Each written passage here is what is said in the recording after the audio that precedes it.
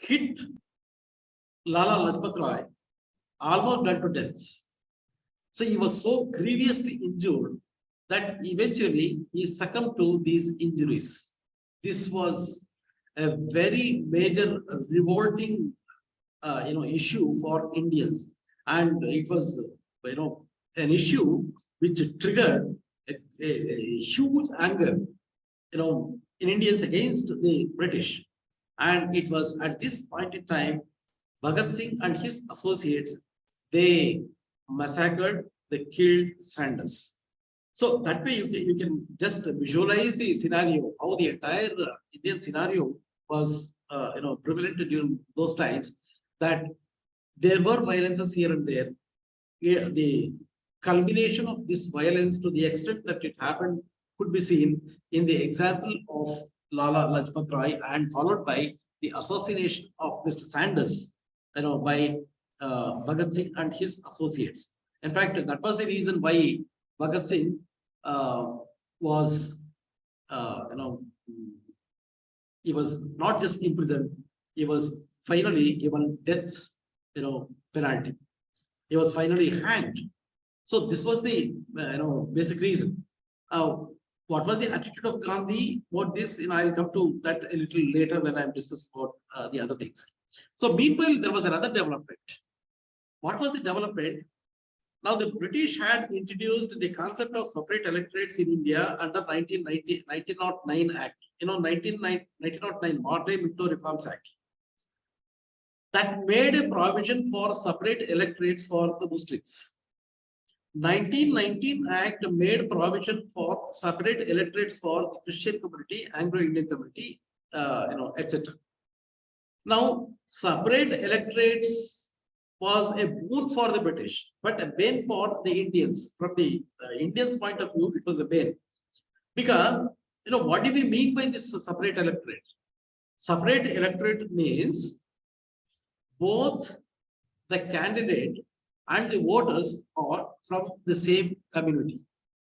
So if a Muslim candidate is contesting for an election, the electorate or the voters are essentially Muslims.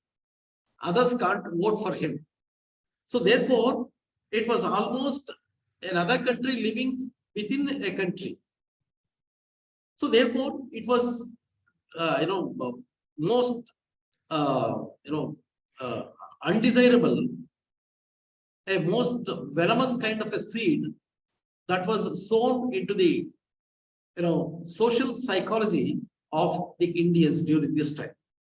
So therefore, the separate electorate issue was a major issue during this time. Now, I was talking about the Nehru Committee report. Now, here, Nehru means, as far as the committee report is concerned, it is Motilal Nehru Committee report, not Jawaharlal Nehru Committee report.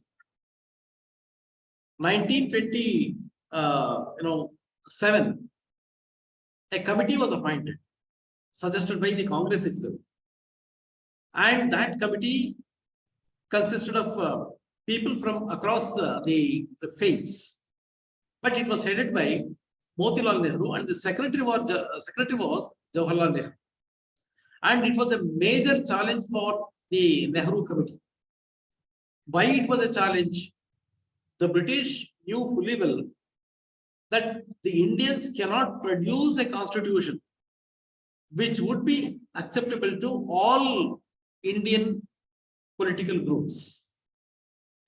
They were pretty sure that the Muslim League would be opposed to this. Similarly, there were opposition to this separate, joint electorate by the, depressed classes. Depressed classes, who we call today as the scheduled castes and scheduled tribes. So there were demands for separate electorates from even this quarter, not only Muslims. So the British were fully aware that separate electorate, the seed that has been sown, is yielding results, which made them think that this committee cannot produce a constitution which would be acceptable to all political groups or all political parties in India. It was a major challenge for them. Motilal Nehru and others, they accepted this challenge and they produced such a wonderful, document of the new proposed constitution that Dr. Ansari was the chairman of this all-party conference, which endorsed, this document that Motilal Nehru Committee, which produced the report, is acceptable to these different points which the British did not expect. So this was a major challenge that the Indians accepted, and they demanded that through these recommendations, they made very clear the actual demands of the Indians. Now, what were the important recommendations that were proposed in the document? Number one, and very importantly, is the demand for dominion status for India. Dominion status means politically it is an autonomous country. It's an autonomous unit. Under the direction of the crown. So ultimately we owe our allegiance to the crown.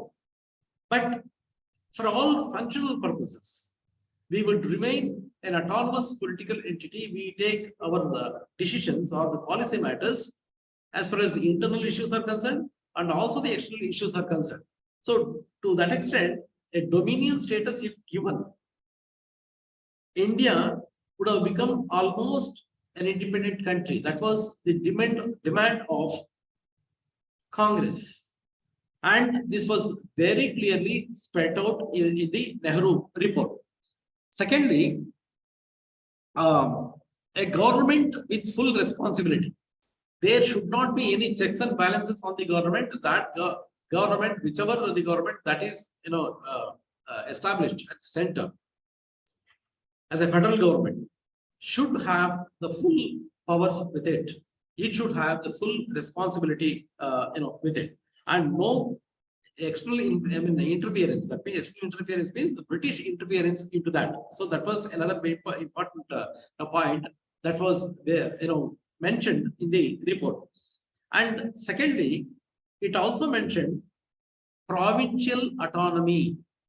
So at the provinces there would be governments, and these provincial governments would enjoy full autonomy. Autonomy means it's like what we have today. It's a federal system, but states have their own jurisdictions. There are certain areas where states are supreme. The center cannot intervene into the issues of the state. There are certain areas where the center is supreme. The states cannot intervene into those domains, and there are certain other areas where center and also the state, which we call the powers given under the concurrent list. So they both would have certain roles to play. So state list, center list, and the concurrent list, what we call today. So that way, in the Nehru report, it was very clearly suggested that provincial autonomy was one of the important demands that should be met by the government. And thirdly, and another important point, and most important point, is that Nehru report outrightly rejected the communal electorate. It proposed for a joint electorate. Many people are not very clear about this concept of communal electorate and joint electorate. The difference is this. I explained you a while ago that communal electorate means both candidates and the electorate or the voters belong to the same community. If it were to be a communal electorate for Muslims, both candidates and the voters are belong to the same. If it is a separate electorate for Anglo-Indians, the candidates and the voters would be belonging to that particular category. So that way there were several categories proposed. So this is the meaning of the communal electorate.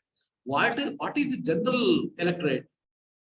The general electorate is that certain amount of constituencies are reserved for certain of these categories. Now we have this reservation for scheduled castes and scheduled tribes. Constitutionally it's mandatory that a certain amount of seats are reserved for the scheduled castes and scheduled tribes. Many other categories which are done mostly on the nomination. But as far as the elections are concerned, this joint electorate priority is made for the particularly scheduled caste and scheduled tribe representation. Now, what happens? The candidate should belong to this particular category, scheduled caste or scheduled tribe. I mean, depending upon how the reservation is done. But who are the voters? All the communities are the voters, residing in that particular constituency. So this is the meaning of a joint electorate. The constituency is reserved for a particular category. Say, for example, scheduled caste category.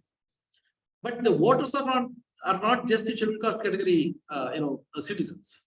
The voters are all the citizens who are the residents or the voters of a particular constituency earmarked by the government notification. So therefore, you need to be very clear about this communal electorate and also the joint electorate. So this is a very important position, and Nehru Committee categorically rejected this idea of communal electorate. What was the result of this? So when it was put in the public domain, it was submitted to the British government. Immediately, it was rejected by the Muslim League, particularly Jinnah and his associates. They rejected the report of Nehru. And Jinnah, he proposed his own ideas and came out with 14 points, very popularly known as the 15 points of formula of Jinnah. But they were not acceptable to the other groups. So this was a thing that you need to understand as a precursor to understand the civil disobedience movement. And another important development, when as we come to 1929, so the politics was getting hotter. In the sense, Lala Lajpat Rai, that issue happened. Entire India was boiling, and Simon was here, and the committee was here. They were here close to 2 years.